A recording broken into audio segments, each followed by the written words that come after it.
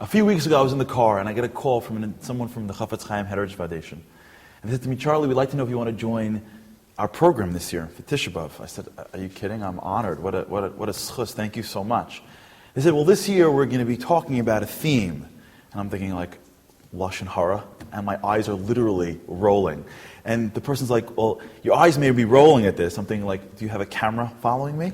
So he says, but this year we're going to be doing, and I'm like, he says Lashon Hara. And I'm like, wow, what a shocker that this year the Chofetz Chaim Heritage Foundation is doing Lashon Hara. So as if he was in my head, he says, we've been doing this for 17 years. How many times do you think we've spoken about Lashon Hara? I'm like, 17? He said, 2. 2 times in 17 years. The topic of Tisha B'Av was Lashon Hara. He said to me something so insightful. He says, you know, that Lashon Hara is a subject that people hear so much less than they think they hear. Everybody thinks that they've heard about Lashon Hara again and again and again and again, when actually, the times that we actually hear stories and speeches about Lashon Hara is much less than we remember it. Why? And the answer is because of a concept called cognitive dissonance. The way our minds work is that our minds hate having 2 conflicting thoughts or cognitions. Every one of us has one thought, which we know that Lashon Hara is bad. We know the stats. It's really bad. There's 31. There's assays and los assays. The Chofetz Chaim says that it's impeding the geula. Everywhere you look, we all know. We grow up with the concept that Lashon Hara, good or bad, we all get it right on the test. Bad. But at the same time, we all have gotten to a point where we say, it's bad, but it's too much. I'm giving up. It's part of my life. I can't follow the Hilchos Lashon Hara. And so what's inside our minds is the thought of, it's bad, and the thought of, but I can't do anything about it. And that conflict agitates us. So every time you hear Lashon Hara, it's like, here we go again. What's amazing is that from every single Isra in the Torah, Lashon Hara, for all the bad that it is, it feels like almost like we gave up. Like it's just like, nah, we're taking a pass on this one. You know what I'm talking about? Imagine if you would go into sitting in someone's house on Shabbos. And he sits in the house, and the Baal Bus sits back and goes, you know, how's everyone doing? Great. He goes, you know, I got to tell you something.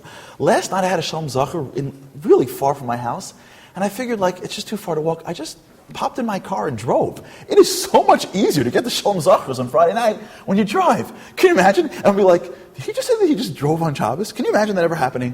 Can you imagine sitting at a board meeting and the guy before he starts, the chairman says, by the way, I got to tell you something. I was traveling last week and I was starving. And so I figured, like, you know what? I'm on the road. So I tried McDonald's. I got to tell you something. Cheeseburgers are delicious. Can you imagine the board meeting start? People be like, did he just say that he ate cheeseburgers? It's so far into us. But someone will sit at a Shabbos table, unabashedly. Let's talk about the president and the shul and the community. Just Lashon Hara sitting. No one will say anything. Someone will actually sit at a board meeting and just trash other people. Rav Pam says you have to be just as concerned as to what goes into your mouth than what goes out of your mouth. How is that possible? It's because we gave up. It's over. We have given up almost on what we're dealing with and what we're fighting against. And Lashon Hara almost has become, here we go again. We've passed on this one. And the problem is that deep down we know that it's wrong. Deep down we know that it's ugly. Deep down we know that it's lowly. Deep down, you know, like when you speak to someone who overeats, even if they're eating and eating and eating, when they're done, they know deep down that they did the wrong thing, that it's ugly. We know Lashon Hara is ugly, that it's wrong, that it's not us, that it hurts people, that it destroys relationships and families. We know it. Even when we're done talking it grates at us a little bit. We know that we're trying to bring Geula. We know that we've suffered as a nation. These past few months have been hard for us as a nation. We are suffering. People are in pain. And we know, because Chazal teach us, that the pain that we experience all stems from Gullus. We're sitting here in Gullus, and that's why we're in all the turmoil that we're in. And the Chofetz Chaim says the impediment to the Geula is Lashon Hara. We know it. But we've given up. Why? Because while we know that it's wrong, and it feels wrong, we don't know how. It's not why, it's how. Like Chazal say, "B'tachbulos na'aseh milchama." You want to fight a war? Strategize. You want to win? How? And the goal of this talk is not to talk about why it's bad. It's bad. We got it. The goal of this talk is to talk about how. How are we going to beat it? How are we going to take the hill? Because what's happening right now is that the impediment to Geula is Lashon Hara. So you can only imagine that the other side, the Sitra Achra, the Yetzer Hara, is sitting with all of its best men. It's got every commando soldier watching that hill, and it is attacking us, and to a point where us as a klal have said, okay, I'm done. I'm fighting. You take this one. We'll just work on the other ones. But if we figured out how to break it, now we get the confidence to engage in battle. We get the confidence to go out there and to start taking back our hill. So this becomes the last Tisha B'Av ever. So the question is how? So there's a great military strategist. He's not a great man. I would say he's closer to a horrible man. But he's a great military strategist by the name of Sun Tzu. Sun Tzu wrote a book called The Art of War. And in the book he has an amazing line. He says, if you know thyself, and if you know thy enemy, then you can fight hundreds of battles without disaster. Sun Tzu is saying is that war is not just what you see on the surface. If you take the time to study what's going on beneath the surface, you will understand what's really going on, and then you'll be successful. So let's understand what's going on beneath the surface. Because the battle of Lashon Hara is not taking place in our lips. And it's not taking place in our mouths. The battle of Lashon Hara is taking place in our minds. In this case, thy enemy and thyself is the same thing. In our minds is where it happens. And when we lose the games mentally, then what comes out of our mouth comes out of our mouths. So to understand how to do it, let's talk about our mind. And I want to delve into how our mind works in a very small way here, to begin to understand how to manipulate it, to get us to a place where we can beat Lashon Hara. So, have you ever had a friend who was once not in shape, maybe a little heavier, and got back into shape, right? You'll find that sometimes you see somebody who wasn't in shape for a long time, and then they go crazy. They're in the gym, they're exercising, nutrition like crazy, and they want to get you in. You know what I'm talking about? So they get you in, and you go, fine, I'm going on the treadmill. You know what I'm saying? You start jogging on the treadmill. You're like, wow, that was 45 minutes. You look down, it's like 18 seconds. You ever have that? Like time slows down in space and on treadmills. And you turn around to your friend and you go, listen, we're different. You can do push-ups and run on treadmills and do all these things because your body is built this way. My body is on fire and in pain. We're just different. And your friend looks at you and goes, no, we're not different. I was you. But I worked, and I worked, and I worked, and what happened is, my body has within it muscle. And within that muscles are microfibers. And I, over the course of working hard, actually changed the structure of my body to be able to run longer, to be able to lift stronger. My body is malleable. It's movable. It's flexible. Well, over the course of history, scientists believe that the brain was fixed. You got what you got. And that's how smart you were. The talents and the mental ability that you have was given to you at birth. But what happened in the 80s and the 90s, there was a new, exciting, amazing science that came out called neuroplasticity. And what neuroplasticity showed was that, like your body, your mind is malleable. It's from the word plasticine, it's plastic, which means it's constantly changing and evolving. And what we do to our minds actually changes its structure. What do I mean? Every thought that we have actually creates a neurological connection. If you have a thought, it's amazing that thought actually matters. When you have a thought, it creates a connection. You have a thought again and again and again, that connection gets stronger and stronger and stronger and stronger until it actually becomes part of your mind. A strong part of your mind. The reason why I know that the round object is called a ball isn't because I was born with the ability to speak English. It's because as a kid, my mom said to me, Charlie, ball. And I said, but, and I had a little bit of connection. Ball, connection got stronger. And then I lived in America for my life, and I've seen that object thousands and thousands of times, and every time I saw the object, in my brain there was a connection between the object and the made-up word ball until it was rock solid. So if you wake me up in the middle of the night and you say, Charlie, what's that? I'm not like, oh my God, okay, starts with the B, hold on, I got my pad in the back, just give me a minute. No, it's so strong, it's so connected, automatic, ball. All that is, by the way, is a neurological connection. That's all it is. And the game of life is having the right neurological connections. And you have the ability to shift your own mind, like you do your body.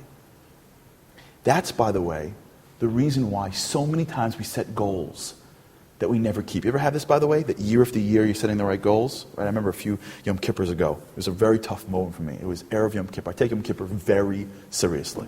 Like, al-chaitz aren't enough for me. I fill the al-chaitz with all the real chait, and I walk in with an entire list of things that I did wrong for the year. And I come into Yom Kippur, I'm all pumped up. You know what I'm talking? And I'll never forget one year. I came into Yom Kippur, I had shweki in the car, I'm already about to cry. I got the kittel on, I got everything going. I'm early to shul, I'm ready to go. And I walk in, I open up my talis bag, I pull up my machzer, and as I pull up my machzer, my sheet from last year falls out. I haven't seen the machzor since last Yom Kippur. I got to tell you, last Yom Kippur, forget about it. I was climbing the ladders of Kedusha, screaming Hashem Elokim, giving up everything I did wrong. I was it. Last Yom Kippur, I walked out, I was like, wow, Hashem, you are lucky to have me as your son. I don't know what you did, but this is going to be an amazing year for me. And a paper fell out. And I remember, I was sitting in shul, and I picked up the paper. Then I looked at this year's paper. And it was the exact same paper. Even the examples, I was using the same example. I was like, wow, that's impossible. Literally, line by line, sin by sin. I'm like, I remember last Yom Kippur. How am I in the exact same place as I was a year ago? You ever have that feeling? How is that? And the answer is because we don't fully understand change. Resolutions, goals are very important. But they set a very distinct role in our change, which is their only job is to focus us, to prioritize our life, to know what direction to go to know what we need to change. That's what goals are there for, to make sure we have a place to go, a direction to be in. But change doesn't happen by setting a goal, because when you set the goal, you get inspired, you go back. But the reason why I'm not at my goal is because in my mind I've got all these connections and all these habits and all these automatic things that are taking me from my goal. The way we change is once you set a goal, you have to change your mind. How? So it's part 2, which is your habits. Simple. If you change a behavior, one behavior, again and again and again, you change one habit, what happens is your brain starts to move and be a different brain. You create new things. You actually start to move towards your goal because what you're doing is you're changing 1, 2 behaviors. Small. Again and again and again. You have a thought once and it reinforces and reinforces and reinforces. And that's actually how you get to your goal. That's why, by the way, if you ever reach a goal, you never actually pull into the driveway. You're never there. You just wake up one morning and you're the goal. You wake up one morning, you're like, oh my God, I'm learning. Oh my God, I'm this person. Oh my God, I'm happier. All the goals that we have, it's just a question of a bunch of habits. That's what it is. It's just a few habits. We've taken Lashon Hara and put it up in the sky. It's impossible. It's something that is beyond me. Lashon Hara, to be honest, is a few habits. You change a couple of habits. You change a couple of rituals. You change a couple of routines. You change your life. By the way, if you study great people that have achieved things in life, and you look at their lives, you find that they're the same as most people, except they have very specific routines and habits. They do again and again, and those habits actually change their minds. And so they naturally move towards their goals. Shlomo HaMelech says that the Kadosh Baruch Hu creates us simple. We complicate matters. That's exactly what's happening with Lashon Hara. The reason why we're giving up is because we think to get there, it's by Shemayim. Lo b'Shemayim. To get there is just understanding that I need to find certain behaviors and just change. And then that will change our mind a little bit, and then change, and within our own mental system, we will naturally stop speaking Lashon Hara. So the question is, how? Because that's the game. How do you do it? How do you change a habit? How do you change your mind? So I'll tell you a story. So a few years already, about 1 or 2 years ago, I was in a different town, different neighborhood on Sunday afternoon. It was getting time for mincha. So I stopped into the shul, mincha ma'ariv, and I haven't been there a long time, and I see, a few rows up, a friend of mine that I was friends with growing up. I was at his ufruf, I was at his wedding. We got married, we lived close to each other, and then we moved in different neighborhoods. I haven't seen him in years. He looked totally different. So I wait for him after shul, and I say to him, like, hi, how are you? He's like, oh my gosh, how you doing? I haven't seen you in so long. And we totally reconnect. And I said, I got to tell you something. She was in a few minutes. I got to tell you something. I remember you. Like, are you okay? He's like, I'm fine. I'm like, come on, I know you. I mean, you look different. You look down. You feeling okay? He goes, you don't have time. I said, it's post mincha ma'ariv. I got plenty of time. You know what I'm saying? Like, I'm davening here. You know what I'm saying? Like, talk to me. So he says, if you have the time, I go, sure. So we sit down at the last few seats of the shul. He says, I'll tell you. He says, I just had my 20th wedding anniversary. I said, Mazel tov. He says, yeah, thank you. He said, for my wedding anniversary, what happened was my in-laws and my parents got together, and they found all the footage that we had from when I met my wife. We were dating, and our chas, and our varts, and our l'chaims, and then they had a lot of footage from the chasana that they found. And then after the chasana, you know, as time goes on, the kids grow up, and we had literally like a 20-year montage. And everyone was so happy and laughing and enjoying, and my mouth literally dropped open. I said, at 22 years old, he had gained a lot of weight. And you can tell the way he walked and he talked. He goes, when I was 22 years old, I remember myself. I was vibrant. I mean, I was just a ball of energy. My chasana, I danced 3 full dances and I could have gone 5 more. And then I had all my friends' chasanas that, 22? And then over the course of time, I had, gotten this and I gained and I gained and I gained. And he goes, and I never once remembered me at 22. And I'm sitting there watching my wedding video, and I'm looking at me, and I'm going, what happened to me? I'm now in the parsha making my own chasanas. I can't even walk up the stairs without being out of breath. Forget dancing at my kids' chasanas. My wife is nagging me, my kids are nagging me, my doctor's nagging me. Everyone wants me to take care of my health. I'm looking and going, what happened to me? So I sat, I'm like, he goes, nothing's going to work. I tried diets, they don't work. I said, listen, why don't we work on habits? He goes, I'm like, I explained to him neuroplasticity. I'm like, seriously, this stuff works. Just pick one habit, one routine that you go through and try to change that one behavior. And it's going to start to change your mind. So he's like, I don't want, I'm like, come on. He goes, fine. I'm like, sit with me before you leave and pick one time where you eat unhealthy and change it. So he goes, okay. So he sits down and he's thinking, I think everywhere. I'm like, just pick one. So he goes, okay, I got it. He goes, I've had a minhag with my wife since we got married. Every Thursday night, I come home from work, and she sends me to the supermarket. And I pick up all the ingredients that she forgot. And then I get my dinner, and then I get all the nash I want to buy for Shabbos, and I get all my ingredients that I throw into the cholent. That's my time where and the truth is, I buy everything up. I have a terrible Thursday night. I eat bad food on Shabbos, and then it lasts me throughout the week. If I could just change that one habit of how I shop, I think it can really change how I eat. It's perfect. I said, so why do you shop it? He goes, I don't know. We're going back and forth. I said, wait a second, I got it. And he goes, you said you come home straight from work and you go shopping. I go, yeah. I'm like, you're probably starving. He goes, I'm always starving. Perfect. I said, when you shop starving, what do? You buy everything. I said, here's what you're going to do. Go home, have dinner, be full, then go to the supermarket. He goes, I love it. I'm like, great. I'm like, text me, tell me how it goes. It's great. I'm like waiting for you changed my life, Charlie text. So 1 week, 2 weeks, 3 weeks go by. I'm like, come on, I'm waiting for you to change my life. And then I say, no problem. It's, So he says to me, I'm like, how's it going? He goes, not well. So what's the matter? He goes, call me. He goes, it's not working. I said, really? He goes, yeah, I'm full, but I buy more stuff. I don't know. Being full doesn't stop me from eating bad. Being full is just a momentary deterrent of trying to eat all the things that I want to eat. I keep on shopping and I'm stuck. So I'm sorry. I thought that I was going to give you the chap. I apologize. He goes, no, thanks for trying. And that was it. I didn't hear from him.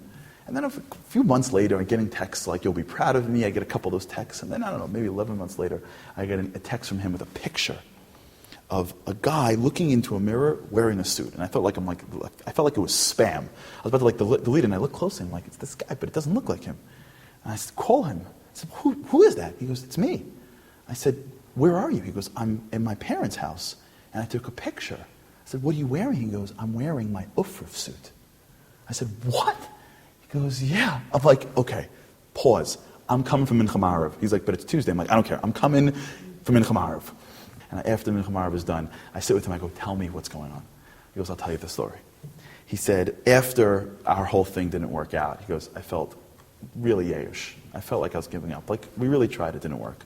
I'm in the car, and I'm listening to a shiur a few days later, and on the shiur, the Rav was speaking about being sur me'ra, leaving evil.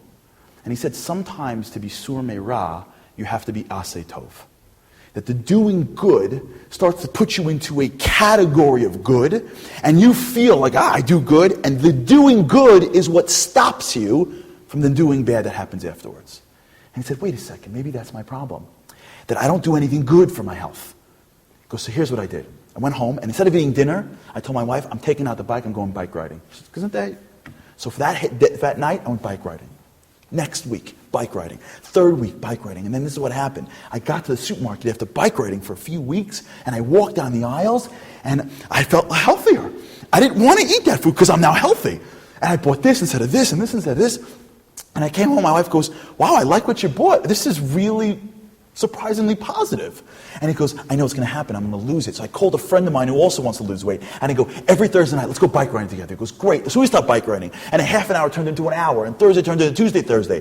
So for 2 hours a week, me and my friend, no matter what, went bike riding. And every single week when I went back into that supermarket, what happened was I felt healthier. I felt better. I didn't want to buy this anymore. I wanted to buy better food and healthier food. And my family couldn't have been happier. So my whole Shabbos was healthier. So the leftovers for the week was healthier. And everything started getting to my head. I was healthier and healthier. And then I started learning about nutrition, and I got healthier.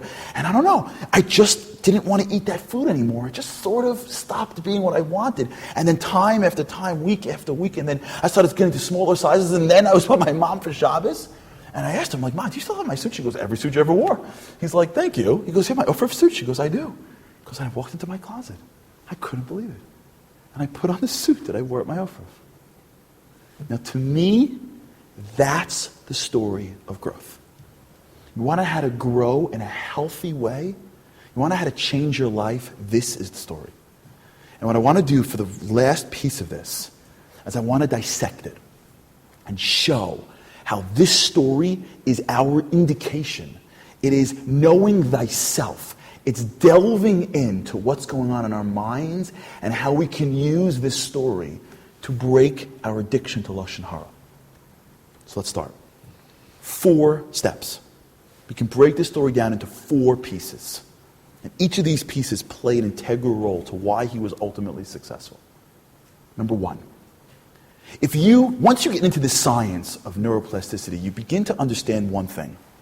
It used to be a time that people look in the mirror and think that their body is them. Hopefully, nobody thinks that the body that you have is you. The arms, the muscles, the stomach, that's not you. So what is you? Where is you? Who is the essential you? If I have to say, point to the you that is the essential you, where would you point to? So we would think it's my mind. But once you realize that your mind is being controlled by your thoughts, that you can change your mind, that your mind is malleable and flexible like the rest of your muscles, then who are you then? You're not your mind.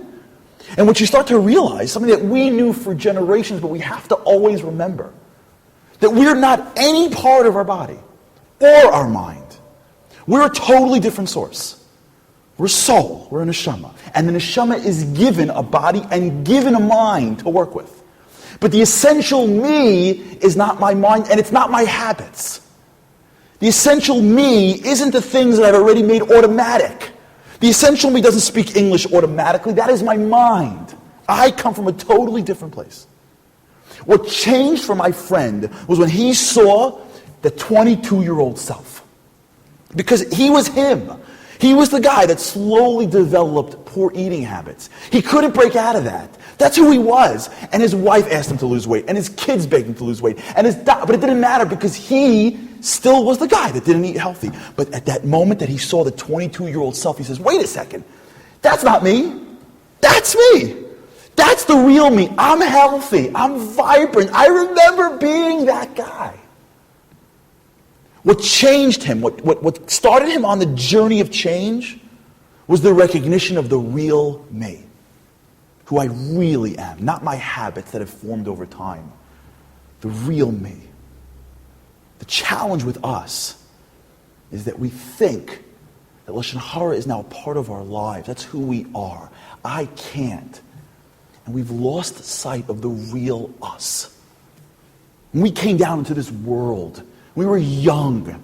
We didn't need to disparage somebody else to feel good. We didn't tell on people. When, like I was saying, what is the most powerful force in the universe? A 3-year-old. Nobody messes with a 3-year-old. Why? Because they take over the world. They live vibrantly. They're up at 5. They go to bed at 11. They never stop. They never move. They can play with anybody. They're always doing something. Do you know why? Because they're connected to their real selves. They haven't complicated their lives yet. We came into this world as people that were confident, that were happy, that didn't need to speak poorly about somebody else. And what happened was, over the course of time, a small habit came in. I was sitting in class one day, and a new kid showed up. And we were a little threatened by the new kid. So we made a comment to our buddies, and everyone laughed. And we go, it felt good.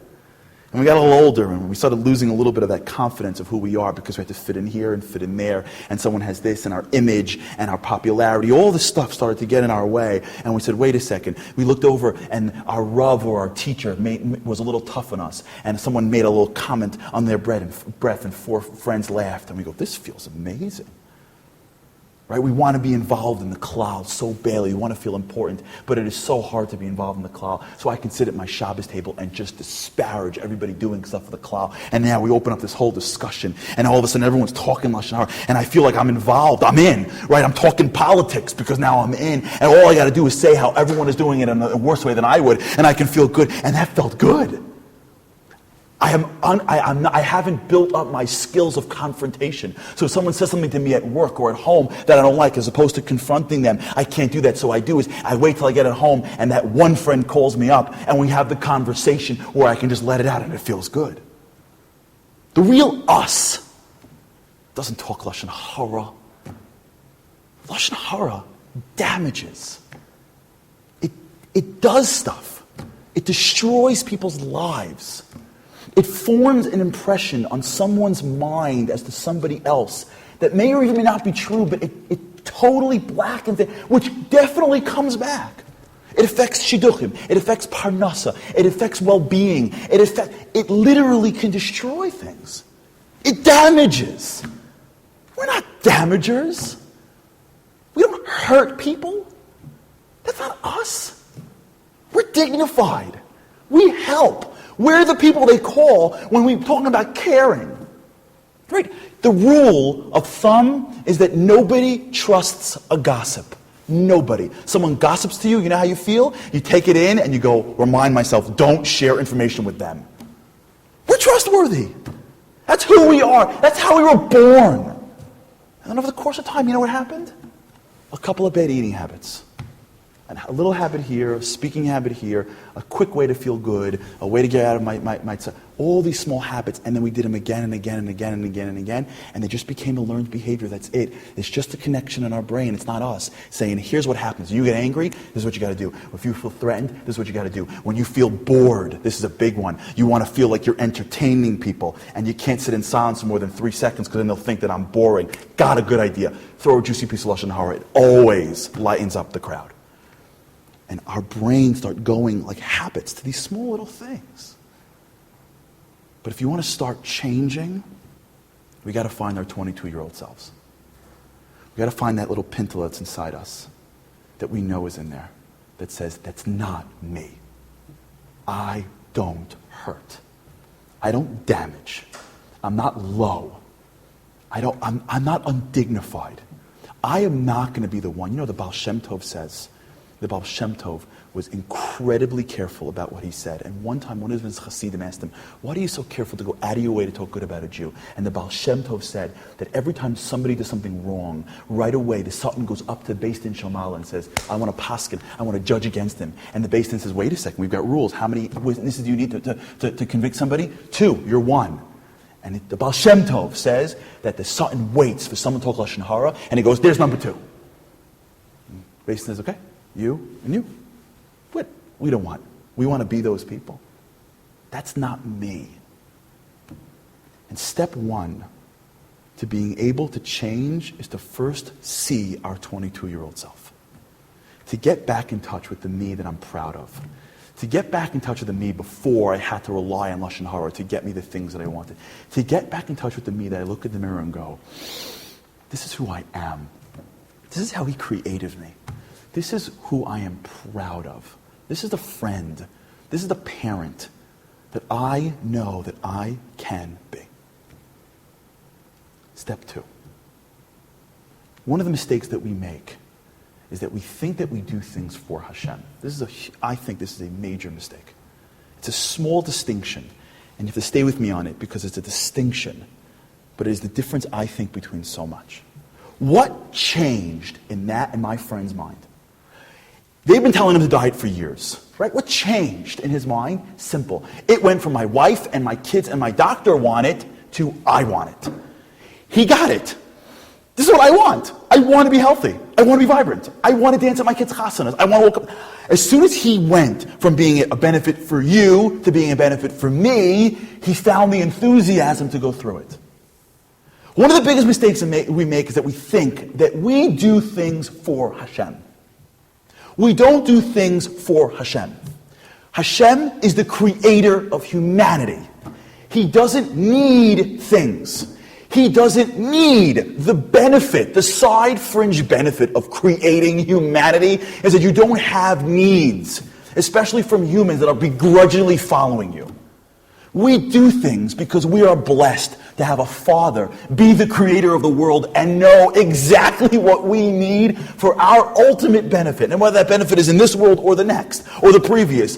God, in His brilliance, sets up a system that is designed for our benefit. It is designed for our godless and our greatness. Any kid who says, I do math homework for mommy and daddy is an immature child. You do it for mommy and daddy, of course. But if you're smart, you realize that mommy and daddy are making you do it for you. The reason why Lashon Hara is so hard is because we think that in truth, I'd rather talk, but he doesn't want me to. So, fine. Not true. The beneficiary of not talking Lashon Hara is not God. The beneficiary is us. How? You see, each and every one of us was born in that young, vibrant way with confidence. We didn't need someone to tell us how great we were. We didn't need to feel empowered. We walked around feeling empowered. Look at a little kid play. He is empowered. He's not threatened because someone has a nicer toy. But then life gets a little more complicated. And we go through our lives, and all of a sudden that empowerment starts to go away. Someone looks a little nicer than us, someone gets a couple more A's than us, a little bit of this, the family looks like this, a couple extra compliments, and as life goes on, we feel more and more disempowered. We feel less and less confident. We lose what is the most essential aspect of greatness, our self-esteem. We lose that confidence, that power that's internal. We forget that we come from Hashem. We forget that we are a chelek Elokai mimal. We forget that the creator of the world is within us. We forget that we have to look ourselves in the mirror and one thing we say is Bishvili Nivra Olam. We don't even buy that stuff. We just assume that we're not good enough and we feel disempowered. And so what happens, and this is a great little habit that we created, it's an amazing automatic technique. If you feel disempowered because someone says something to you, or their just existence alone threatens you, you know what you do? You put them down. Now if I speak badly about you, now all of a sudden I get my empowerment back. And it's a bad technique because it's supposed to building our own self-esteem. What it does is it conditions us to always need to put somebody down to feel good. That's why, by the way, if you find people that are Bali Lashon Hara, they're never the happiest people or the most confident people. There's always, again, and more, because the more you talk, you allow that habit to get that little feel of empowerment in the worst way. Stopping, I got this, by the way, this vort from Rabbi Shimon Kessin, he told this to me. Stopping talking Lashon Hara forces us to not rely on that crutch. You can't speak badly to be empowered anymore. You are forced to actually build your own self-esteem. You have no way out. Putting someone down isn't giving it to you. You have to realize that it's coming from within. And Rav Shamshon Lefol Hirsch takes it even further. Listen to this gorgeous Rav Shamshon Lefol Hirsch. I mean, brilliant.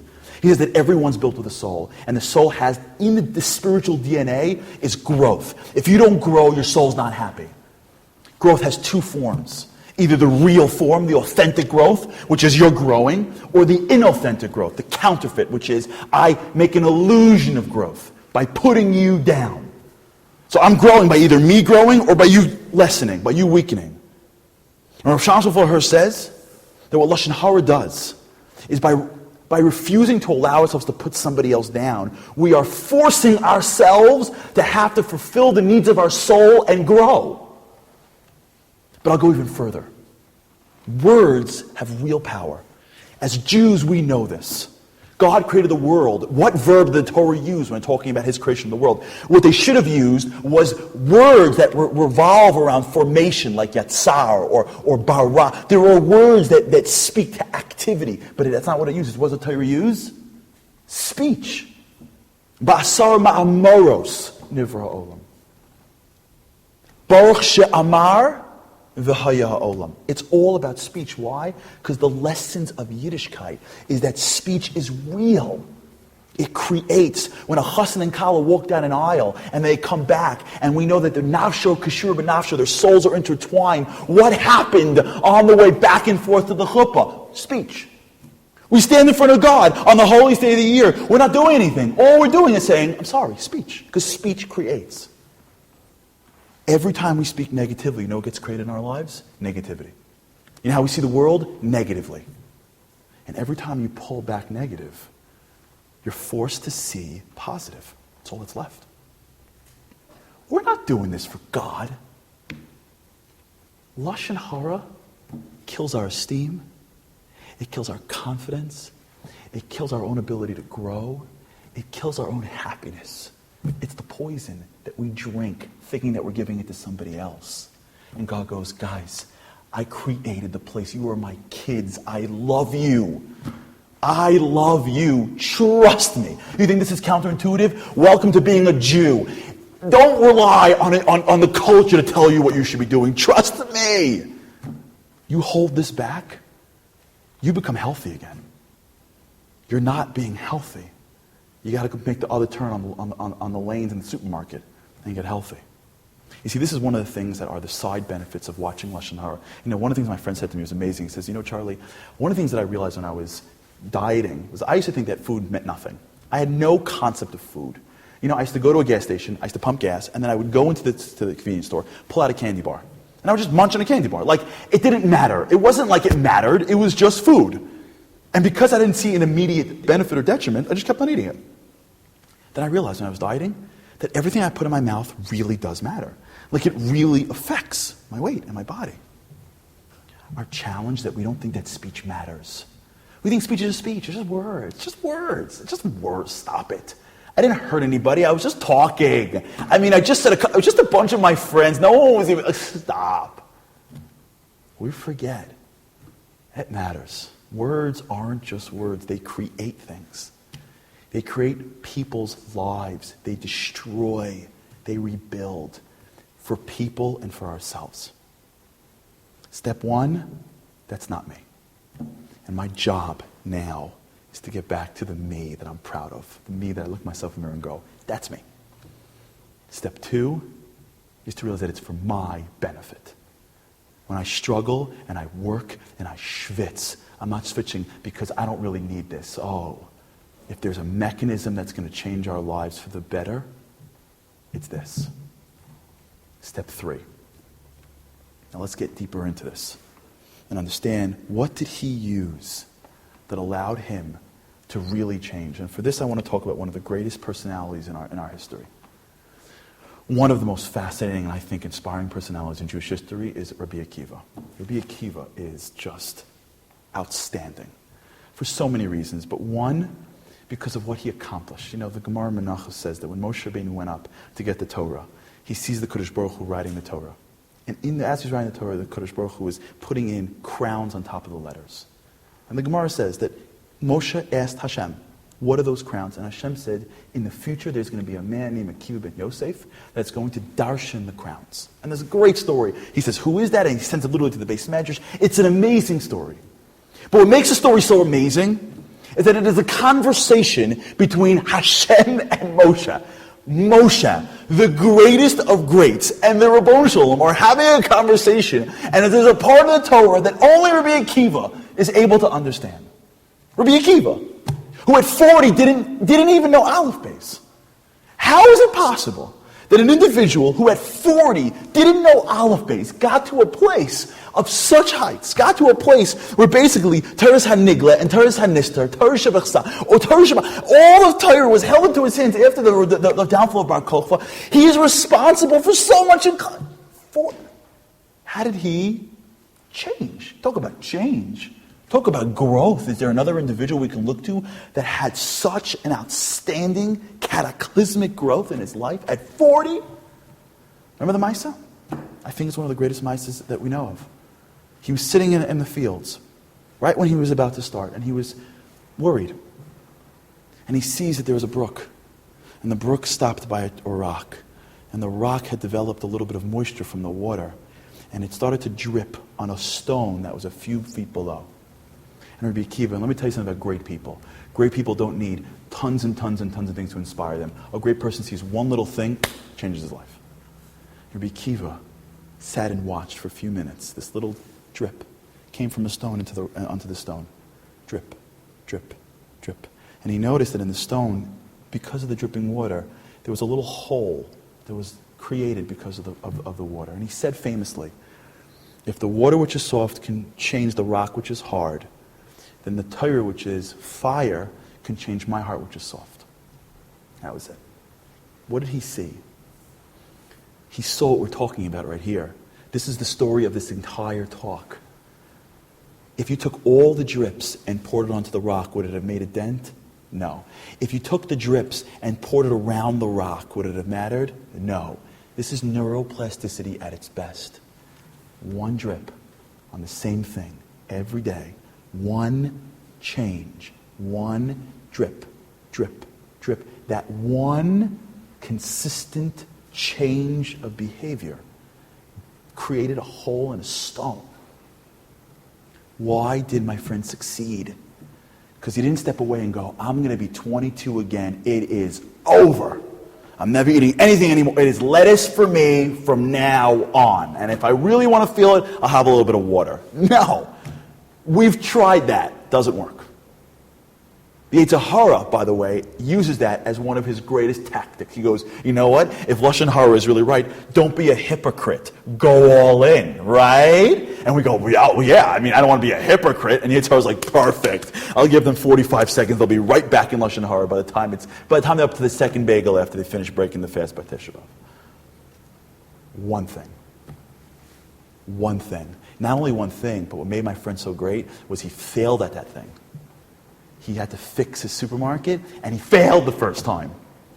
That was his one thing. And he chopped it, and he figured it out, and he figured it out until he came up with this, and he did it again, and again, and again, and again, and again, and again, and again. And that one routine created the power that he needed to feel healthy, and it would overflow to everything else that he did.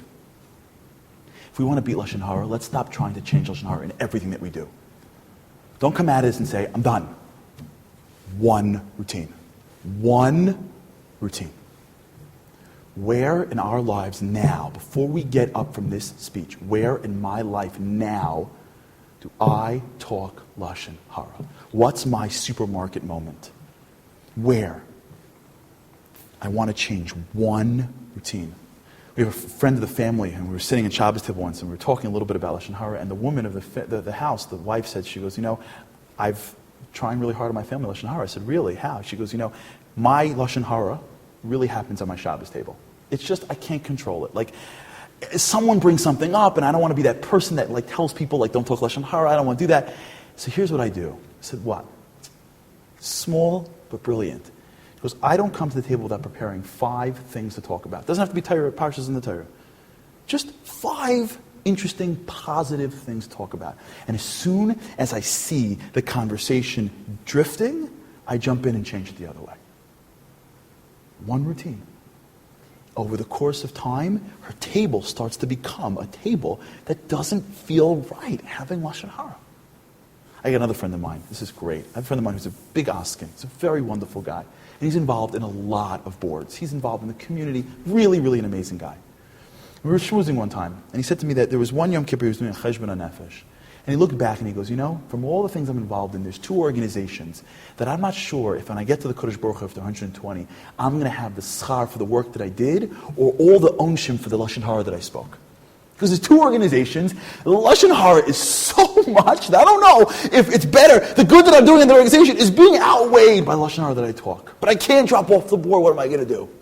He goes, I thought about it, and I thought, this is greatness, by the way. This is where it comes out. And I thought about it, and I thought about it, and he goes, I got it.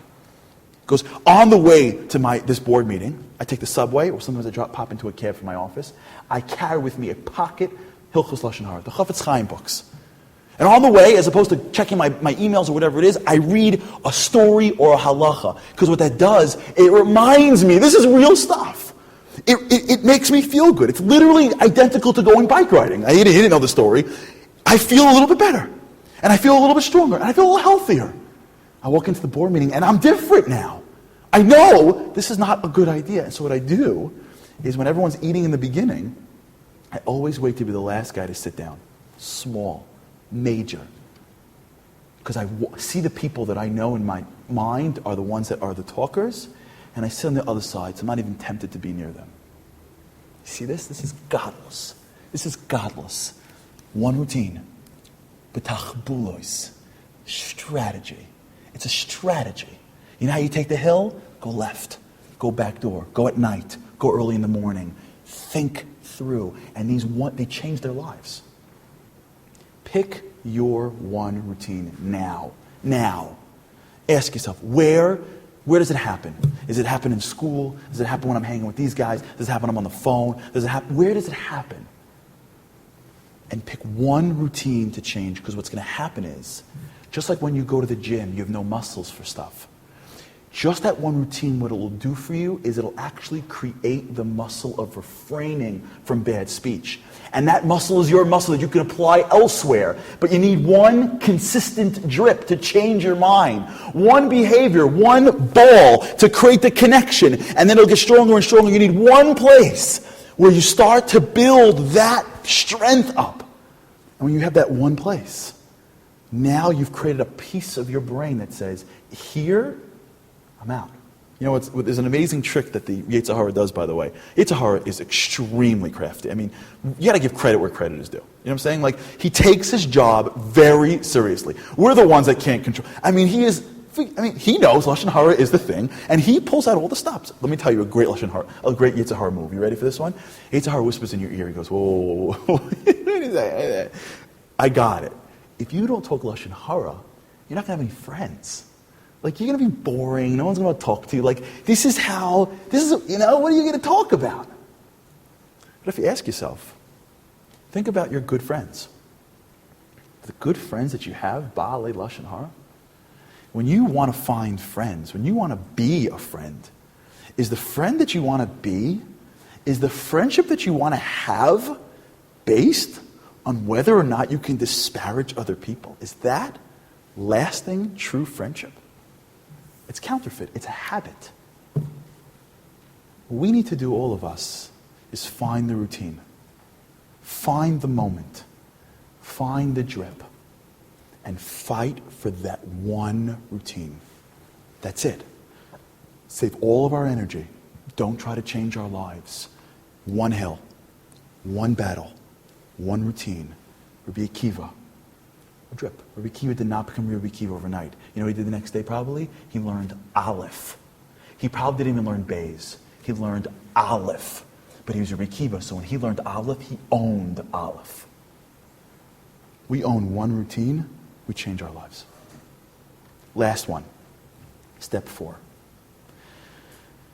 If you want to have long-term growth, you have to have one thing. Other people. We are social creatures. We are social beings.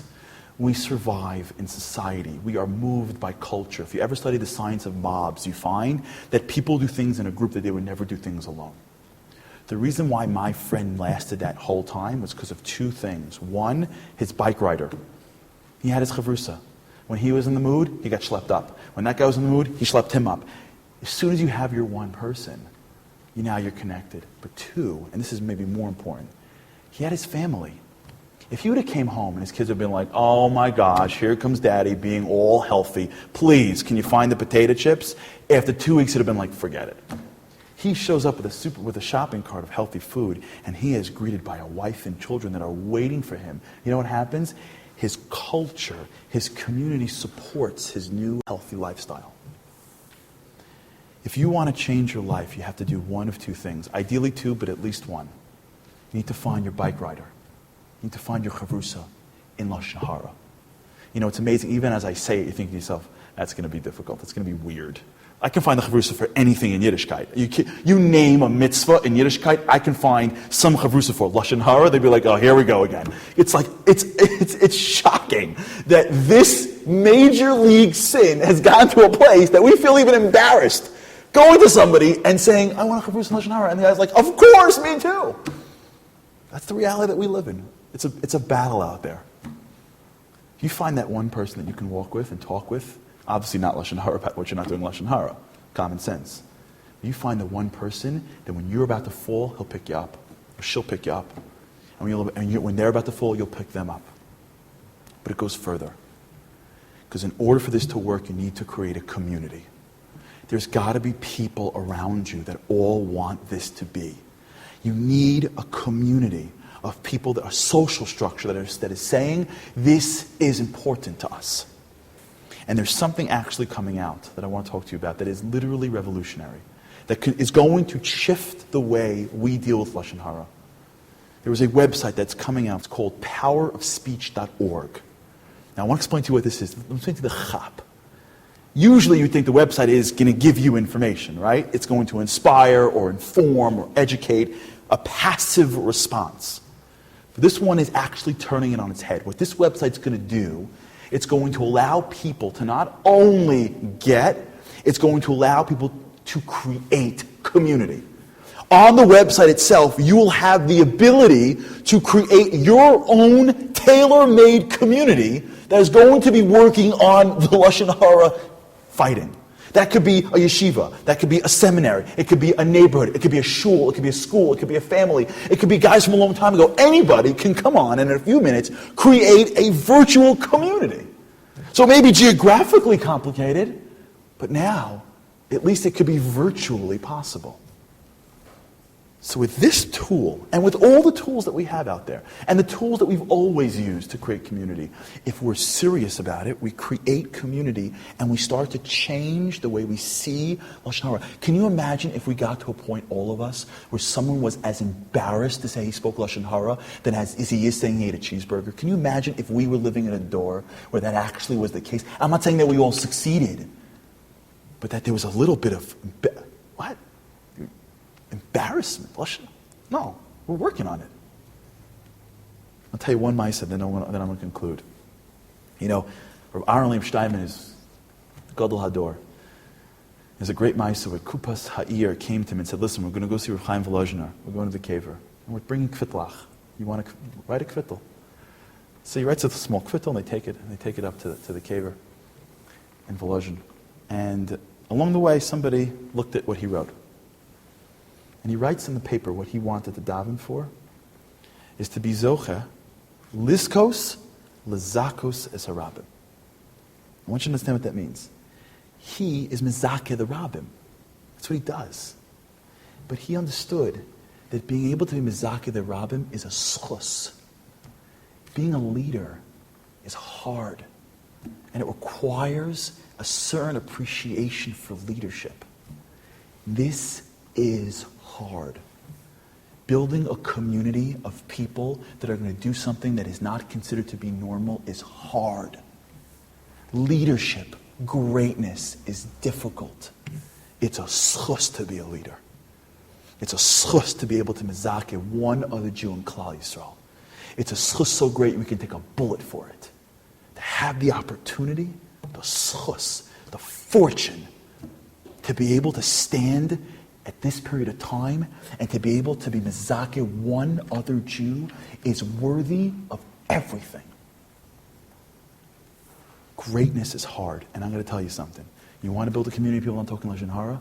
It ain't going to be a cakewalk, because battle ain't a cakewalk. War is not for the faint-hearted. But that's where we're in right now. 4 steps.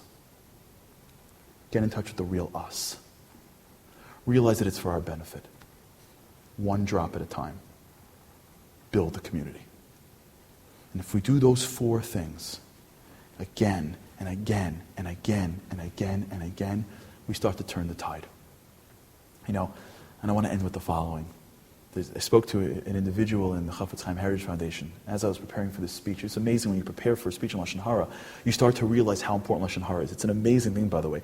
Just being metapel is a drop. You start to fully appreciate it. And I said, oh my God, my first reaction to all of this is I'm overwhelmed. There's so many halachas. I don't know what to do. I don't know what to do. I can't. I want to do it. I'm in. But I got to learn all the halachas first before I know what to do. So I'll get back to you in a year. And he gave me a great insight. He says, okay, you're going to learn the halachas. Learn halachas. He goes, but I'm going to give you the one compass, the litmus test that you need to use, that if you use this one litmus test, you'll be able to know if what you're about to say is right or wrong. I'm like, okay. A cheat sheet? Like, oh yeah, I'm in. I'm totally in for the way in. He says like this. He says, if the person would be standing next to you right now, would you say what you had to say? Period. You're about to say something. Picture the person's there. If the person is there, would you say it? If not, then it's probably wrong. Because you shouldn't be saying it behind his back if you're not going to say it in front of him. I got to tell you something. That one statement shifted my entire perspective. If we forget complicating things, no need to complicate. We'll learn halachas. Now, say, my one routine. In this, my one routine. Before I speak, I'm asking myself one question. If the person was here, would I say it? If that's no, I'm not saying it. Every time we hold back, a connection. We hold back, reinforcing. 10, 20, 30, 40. Before you know it, we walk around and we can run a mile on Lashon Hara with that litmus test. When you look around in history, you see something amazing. I think a lot about the Holocaust. I've got grandparents that survived the Holocaust. And I think a lot about what I would be like if I were born in America during the Holocaust. And I look at the people that were here during the times of the Holocaust that spent Yomim V'Layla fighting to save a Jew in the camps. And I say to myself, I would be that guy. I would be the guy. If the Holocaust was raging, I would be the guy collecting. I would totally be that guy. I would never want to be the guy that sat around in the 40s and was like, whatever. Like, it's tough. It's a shame. It happens, People, there is genocide in the world, and I got to go through my day. If you look at history, every moment of history, there are people that say, I'm stepping up to make change. Unless you're living in a cave, you have to realize that there's something going on in Jewish history. Now, I'm not the one that says it's this. There's something going on in Jewish history. We are living in extraordinary times. We are living in times where we can almost feel like Higia Hazman, enough. And it's going to come. It's going to come. It's going to come. We're going to have Geula. And the question we ask ourselves is, when Geula comes, am I going to be the person that, before it came, said, I don't know, the impediment to you being here, what stopped our nation from the suffering was my ability to just watch my mouth. Too hard. I'm sorry, this is too hard. I had other stuff going on. I was busy. Or am I going to be the guy that said, I took the hill? I was one of those guys that the Chofetz Chaim said, forward march. And I said, I'm going into battle. I am fighting for the end of Gullus. It's real for me. It's not just something that I say every Tisha B'Av, because I'm supposed to say it on Tisha B'Av, or else I'm not having a good Tisha B'Av. And then when Tisha B'Av is over, I'm sort of fine with it until the next Tisha B'Av. I actually want this to end. I really want this to be the last Tisha B'Av. Chofetz Chaim, one of the greatest spiritual generals ever, said, here's the strategy. That. And my hope and prayer for all of us is that this Tisha B'Av we decide that I'm not going to be the one that said, I'm sorry, I was just too busy, I would have sent stuff to the camps. I didn't even realize what was going on. I'm sorry, I didn't have the newspaper, what was going on in Europe. We're going to be the ones that said to Mashiach, I was with you the whole time. Are you kidding me? Look at my battle scars. I started a community. They laughed at me, and I pushed through it. I sat in this place in the boardroom. I changed my Shabbos meals. I was learning halacha. Are you kidding? I went to war for this because I wanted you to come so badly. I wanted Geula so badly, it was worth doing something that was taka good for me, called stopping Lashon Hara. And it is my bracha that we become the people in our generation that stand up and say, this is going to be the last Tisha B'Av ever. And I am willing to do what it takes to make it happen. By realizing that the battle is in our minds, by realizing that it's just a bunch of habits, by realizing that it's just getting back to the real us, by realizing that it's in our benefit, and it's only one routine to change. And all I got to do is be a drop of a leader, just have the schus to mezakeh, the rabbin, and to start a community. Who knows? We can be the ones that start to end this gullus and literally be sitting in the last Tisha B'Av ever. May we be zocher to see a time where we see Geula in our days with the end and the eradication of Lashon Hara. B'mher b'yameinu amen. At powerofspeech.org, in a matter of minutes, you can form a Machzim Lafi or Shmiras HaLashon learning group. It's simple to make your own group website and then invite friends and family to join. Your customized page will track your progress and keep you and your group inspired.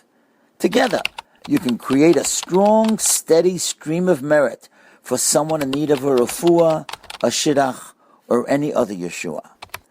United in Shmiras HaLashon, we can move worlds.